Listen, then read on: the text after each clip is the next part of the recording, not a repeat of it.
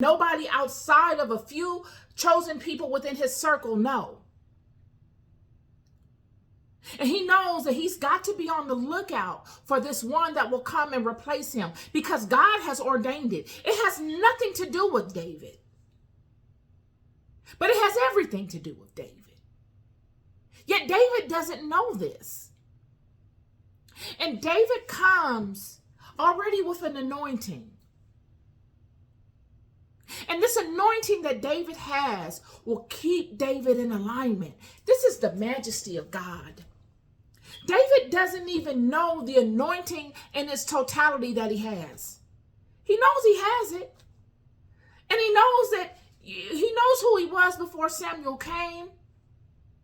And he's the same old David in his mind. But he's now in a new environment. Same him, new environment. And it's treacherous. He's being hunted by the most powerful man in his world.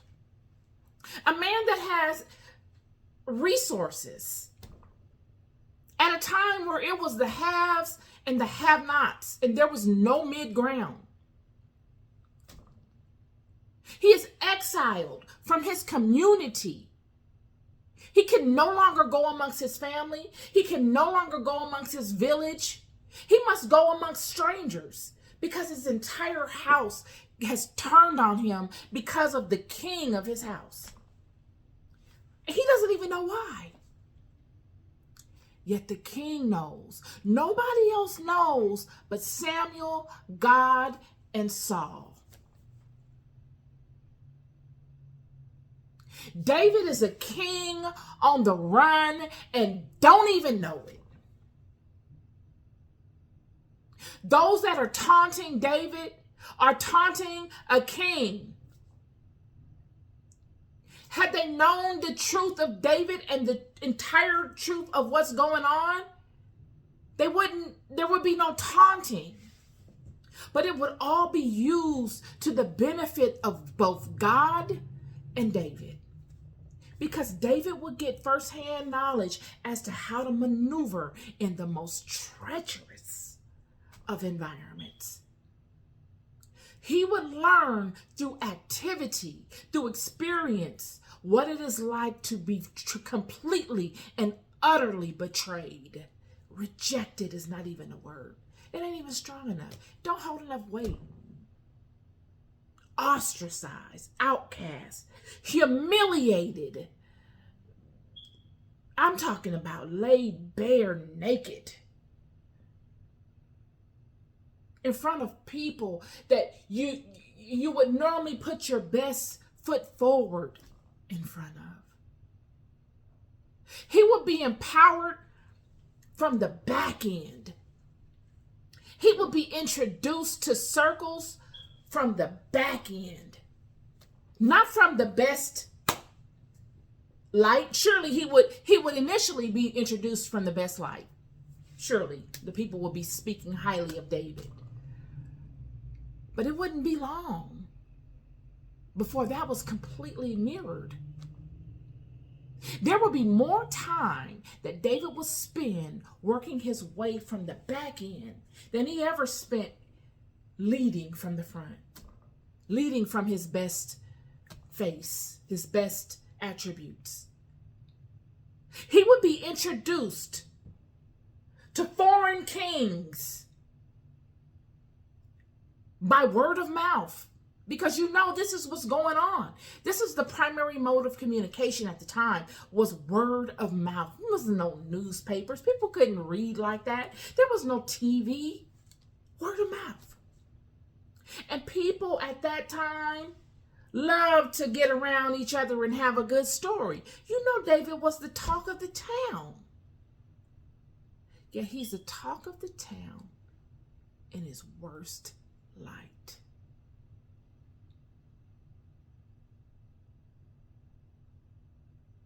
And he is maneuvering through this sea of treachery, lies, deceit, fear, violence. The potential for violence was all around at all times. I'm trying to paint you a picture of this at all times. So when he goes out into the world, he's probably very short. Something small, someone saying, hey, sir, you dropped that. Hey, sir, turns into, what are you doing? Because he's on edge. And they're like, hey, I just wanted you to know you dropped that. Oh, thanks. He doesn't know where it's coming from. So now his perception, the way he is being perceived, is compromised. His daily activities have all been turned upside down and made into chaos, violent stances. Everything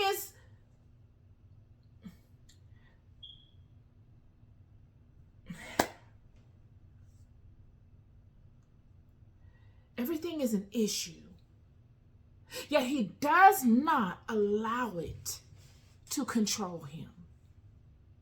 Surely it takes a toll, and you'll see it. He's short-tempered, probably wept a lot in his quiet moments, doubtful, mind racing.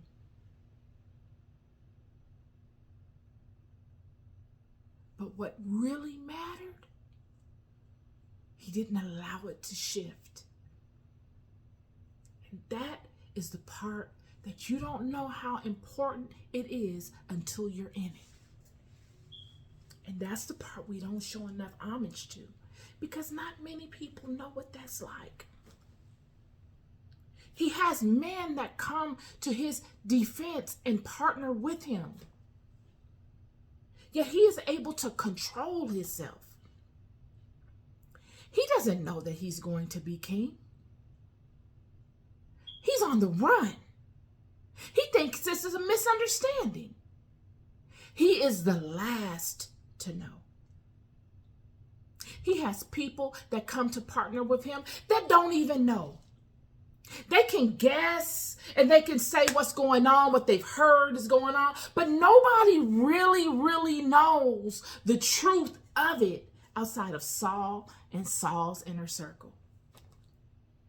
Because God is not a gossiper, friend. And none of God's people that God puts in place gossip.